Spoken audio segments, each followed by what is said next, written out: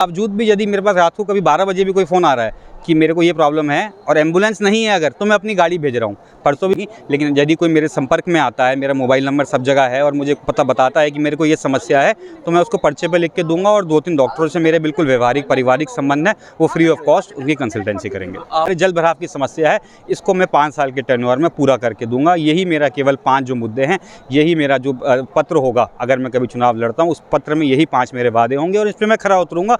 और मकसद यही है कि हम उन लोगों को बाहर निकालें और उन्हें पता करवाएं कि अगर उनके शरीर में कोई बीमारी है तो उसका इलाज करवाएं। आकर उनके कार्य करेगी कि क्योंकि हर व्यक्ति इस कार्य में सक्षम नहीं होता है, हर व्यक्ति की अप्रोच हर जगह नहीं हो सकती है। तो हमारा ये दायित्व बनता है कि यदि हमारे एसडीएम साहब से या तहसीलदार साहब से अच्छे संपर्क हैं और उसके थ्रू हम लोगों की मदद कर पाएँ, तो ये हमें बड़ा अच्छा लगता है। और इसमें एसडीएम साहब और तहसीलदार साहब भी हमेशा तत्पर रहते हैं। हमें नहीं पता कि हमारे अधिकार क्या हैं, हमारी ड्यूटी क्या है, तो बात करते करते ही निकला कि अगर हमें ही ढंग से नहीं पता होगा। जो ड्रेनेज की समस्या है उसके लिए ऑलरेडी मैंने अपना जो हमारा यहाँ पे निगम है उससे मैंने ऑटोकैड ड्राइंग निकाल ली है पूरे रुड़की की, और एक कंसल्टेंसी फर्म को भेज दी गई है ऑलरेडी, जो इसका कॉन्टूरिंग करके मुझे जल्द से जल्द इसका सॉल्यूशन दिएगा। तो जनप्रति देख रहे हैं दैनिक रुड़की। आपको बता दें, मैं रुड़की नगर निगम के क्षेत्र के अंतर्गत आने वाले वार्ड नंबर 9 व 10 मोहनपुरा में हूँ। और आज आपको बता दूँ, जिस तरह से हम लगातार देखते आ रहे हैं भाई, क्षेत्र के अलग अलग वार्डों में जाकर जो समाज सेवी हैं, फोनिक्स ग्रुप के चेयरमैन इस समय हमारे साथ है, चिरव जैन जी, उनकी धर्मपत्नी मेघा जैन जी, वो भी साथ में ही है। और हम लगातार देख रहे हैं भाई समाज सेवा के कार्य। जिस तरह की हम बात करें, जो हॉस्पिटल्स हैं ज़िले के बड़े बड़े, उनके जो स्पेशलिस्ट डॉक्टर हैं, उनके जो यहाँ पर देख रहे हैं, यहाँ पर उनके यहाँ पर कैंप लगे हुए हैं। और आज उन्हीं के द्वारा ये कैंप यहाँ पर लगाया गया है, लोगों को यहाँ पर सुविधा देने के लिए। बात करेंगे पहले हम मेघा जैन जी से, वो क्या कहना चाहेंगे। मैम, क्या कहना चाहेंगे जिस तरह से हम देख रहे हैं लगातार आपके द्वारा ये अलग अलग वार्डों में कार्य किए जा रहे हैं और उन लोगों को फ़ायदा दिया जा रहा है जो लोग और इस तरह के दवाई नहीं ले सकते महंगियाँ, या फिर अपना इलाज के लिए डॉक्टरों से नहीं जा, उसको लेकर? जी बिल्कुल, हमारा मकसद सबसे पहले यही था कि जो लोग थोड़ा सा नहीं निकल सकते हैं, जो थोड़ा सा लगता है उन्हें कि हॉस्पिटल तक पहुंचने में हमें लंबी लाइनों में लगना पड़ेगा या हमें बहुत महंगी फ़ीस देनी पड़ेगी, हमारा मेन मकसद यही है कि हम उन लोगों को बाहर निकालें और उन्हें पता करवाएं कि अगर उनके शरीर में कोई बीमारी है तो उसका इलाज करवाएं। अगर इलाज कोई ऐसा है जो नहीं हो सकता है, वो भी हम कोशिश करते हैं कि जब मोतियाबिंद हो गया तो हम उनका बड़े अस्पतालों में ले जाके भी इलाज करवाएं। तो ये बात हमारे मन में कि हमें खुद को ही हमें नहीं पता कि हमारे अधिकार क्या हैं, हमारी ड्यूटी क्या है। तो बात करते करते ही निकला कि अगर हमें ही ढंग से नहीं पता होगा, तो जो लोग इन सब चीज़ों, हम तो कॉलेज चलाते हैं, हमें तो बच्चों को सिखाना है। हमारा मुद्दा यह है कि हम सबको सिखाएं, बच्चों के साथ साथ हम सबको याद दिलाएं कि उनके अधिकार क्या हैं, उनको क्या करना चाहिए, जो उनको मिलना चाहिए उनको मिल रहा है कि नहीं।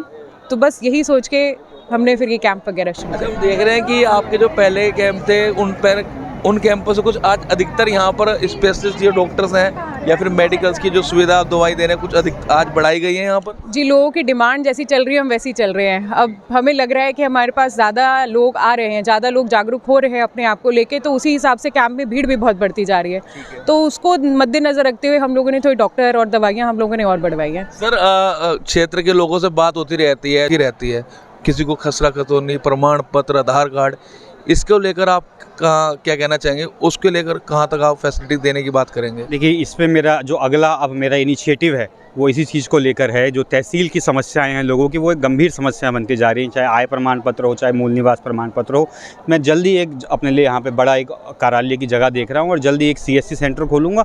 सीएससी सेंटर के साथ साथ मैं लोगों को वहाँ पे विधिक समस्याएं, जो विधिक लीगल समस्याएँ हैं, वो भी लोगों की फ्री ऑफ कॉस्ट लोगों को हेल्प करूँगा। और तहसील के जितने भी कार्यों में लोगों को अगर कहीं डिफ़िकल्टी आ रही है, तो मेरे पास अपनी टीम है जो वहाँ पे जाकर उनके कार्य करेगी, कि क्योंकि हर व्यक्ति इस कार्य में सक्षम नहीं होता है, हर व्यक्ति की अप्रोच हर जगह नहीं हो सकती है। तो हमारा ये दायित्व बनता है कि यदि हमारे एसडीएम साहब से या तहसीलदार साहब से अच्छे संपर्क हैं और उसके थ्रू हम लोगों की मदद कर पाएँ, तो ये हमें बड़ा अच्छा लगता है। और इसमें एसडीएम साहब और तहसीलदार साहब भी हमेशा तत्पर रहते हैं, जितनी मदद हो पाए उतना अच्छा है। अच्छा सर, मीडिया के माध्यम से लोग आपको देख रहे हो या फिर आपको होर्डिंग्स के माध्यम, लेकिन आपकी न्यूज़पेपर के माध्यम, जितनी भी आपकी पब्लिसिटी है उसके माध्यम से देख रहे हैं, लेकिन आपके कार्यों को देखते हुए लोग आपके कार्य को सराहना तो कर रहे हैं, साथ ही कह रहे हैं भाई अगर ये चाहे तो हमारे सड़कें वगैरह भी उठवा सकते हैं। बहुत बढ़िया बात है। अगर जनप्रतिनिधि के तौर पे मैं कभी चुना जाता हूँ तो ये मैं सबको आश्वस्त करना चाहता हूँ कि जो बेसिक नेसेसिटीज़ हैं, सड़कों के गड्ढे हो गए, जो ये 2 साल से पुनर्निर्माण नहीं हुआ है, ना यहाँ कोई खेल की व्यवस्था है, हमारे यहाँ कोई अच्छा ग्राउंड नहीं है खिलाड़ियों के लिए,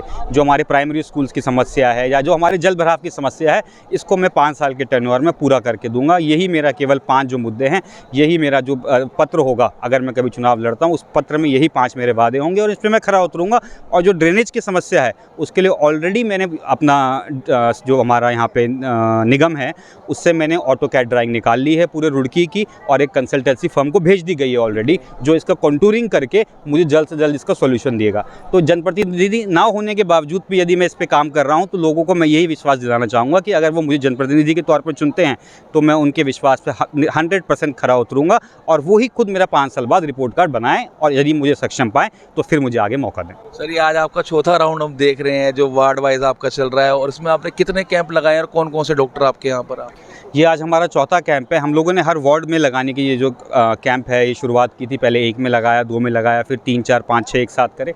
7, 8 में हम लोग इसलिए नहीं गए, वहाँ पे सिविल लाइंस है और जादूगर रोड है, वहाँ पे लोगों को कैंपों की ज़रूरत इतनी नहीं है। उसके बाद हम ये 9 और 10 कैंप में आ गए हैं। यहाँ पे लोगों को बहुत ज़्यादा आवश्यकता थी मेडिकल कैंपों की, क्योंकि यहाँ मेडिकल अवेयरनेस बहुत कम थी। और हमारे साथ जो टीमें जुड़ी हुई हैं वो पहले से ही भवानंद हॉस्पिटल है, रुचि डेंटल केयर है, सैनी डायग्नोस्टिक्स है हमारे साथ, और निःशुल्क में हम चश्मे देते हैं। विनय विशाल हैं, डॉक्टर अर्पित सैनी हैं विलंगिरी हॉस्पिटल से, उनका हमें बहुत सहयोग रहता है। और इस कैंपों के बावजूद भी यदि मेरे पास रात को कभी 12 बजे भी कोई फ़ोन आ रहा है कि मेरे को ये प्रॉब्लम है और एम्बुलेंस नहीं है अगर, तो मैं अपनी गाड़ी भेज रहा हूँ। परसों भी मैंने ऐसी अपनी गाड़ी भेजी है और पेशेंट को ठीक कराया है, उसके ट्रीटमेंट का खर्चा भी मैंने ही दिया है। तो जितना मेरे पे हो पा रहा है मैं उतना देखिए कर पा रहा हूँ। बहुत अच्छा काम कर रहे हैं, लेकिन लोग बोलते हैं भाई कैंप के दिन तो हमें चलो सुविधा मिल जाती है, अगर बाई चांस अगर बाद में इस तरह की मेडिकल सुविधा, जिस तरह से आपने बताया मेडिकल के लिए हमें एम्बुलेंस या फिर इतने बड़े बड़े डॉक्टरों के पास सर आप समझते ही हैं किसी के पास फीस होती है और वो दिखाना चाहता है, तो आपका रेफरेंस देकर या फिर आपका नाम लेकर जिस तरह से आप उनको मिल सकता है। देखिए नाम लेके मिलना तो बहुत मुश्किल होगा क्योंकि फिर ऐसे तो लाइन लग जाएगी, लेकिन यदि कोई मेरे संपर्क में आता है, मेरा मोबाइल नंबर सब जगह है और मुझे पता बताता है कि मेरे को ये समस्या है, तो मैं उसको पर्चे पर लिख के दूंगा और 2-3 डॉक्टरों से मेरे बिल्कुल व्यवहारिक पारिवारिक संबंध है, वो फ्री ऑफ कॉस्ट उनकी कंसल्टेंसी करेंगे। यहाँ पर आपके मुख्य अतिथि के तौर पर पहुंचे हैं रुड़की कोतवाली प्रभारी निरीक्षक नरेंद्र सिंह बेस्ट यहाँ पर मुख्य अतिथि हैं, और जो विशिष्ट अतिथि के रूप में यहाँ पर आ रहे हैं वो डॉक्टर सुशील नागर है, हड्डी रोग विशेषज्ञ है। एक कैंप लगाया, मल्टीपल कैंप लगाते रहते हैं, क्या कहना चाहते हैं? ये बहुत ही अच्छा पुनीत काम जैरब जयंती द्वारा किया जा रहा है। पूर्व में भी मैंने बात करी थी तो उनके द्वारा रुड़की इलाके में 4 मेडिकल कैंप लगाए जा रहे हैं, तो मेरे ख्याल से 8 चक्को 32 800 लोगों को और लाभ मिलेगा। तो गरीब लोगों को एक ही जगह पर कई सारी फैसिलिटी, मेडिकल फैसिलिटी, मुफ्त दवाइयाँ और चश्मे इत्यादि मिल जा रहे हैं।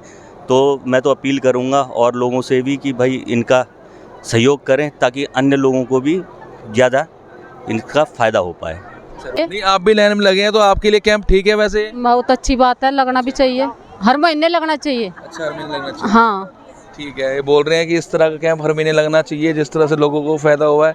ये जो कैंप यहाँ पे आप पहुँचे हो, कैंप में कुछ फ़ायदा मिला है आपको? यहाँ पर आज खून की जांच कराई है आपने यहाँ पर? पता करेंगे, अब होगा पता, जब दवाई लेगा तो पता चलेगा क्या। इस तरह के जो कैंप है ये सरकार, पहली बार मैं तो इसको अब अटेंड किया है। हाँ, अच्छा, हाँ। इससे पहले किसी शहर में आज तक नहीं? ना मैंने नहीं किया, मतलब वार्ड रहो गई नहीं मैं, हुए बहुत लेकिन मैं गई नहीं आज तक। जो यहाँ के वार्ड पार्षद है उसने कभी लगवाया? नहीं, यहाँ के विधायक जी ने लगवाया? किसी ने नहीं लगवाया भैया, किसी ने नहीं लगवाया। वहाँ भी एक लगता था। मोहनपुरा में तो ना लगते, मोहनपुरा में तो नहीं लगते, और कहीं लगते हो, यहाँ मोहनपुरा में पहली बार है। इस तरह के इतने डॉक्टर से एक साथ आपके आज क्षेत्र में पहली बार ही आए हैं भैया। हाँ जी भैया, पहली बार। जो फोनिक्स ग्रुप के चेयरमैन उनके द्वारा लगवाया, उनके लिए कुछ कहेंगे? उनको बहुत बहुत धन्यवाद, हमारे मोहनपुरा में उन्होंने लगवाया और सबकी तरफ से उनका बहुत आभार। बस कोई समस्या क्षेत्र में और भी आपकी रहती है यहाँ पर क्या? जी समस्या तो बहुत रहती है, लेकिन निपटान हो जाता है टाइम पे। लोग बोल रहे हैं कि काफ़ी समस्याएं रहती हैं और जिन्होंने ये कैंप लगवाया उनके लिए भी धन्यवाद है, क्योंकि समय समय में इस तरह कैंप लगने चाहिए जिससे कि लोगों को उनको सुविधाएं प्रदान हो सके।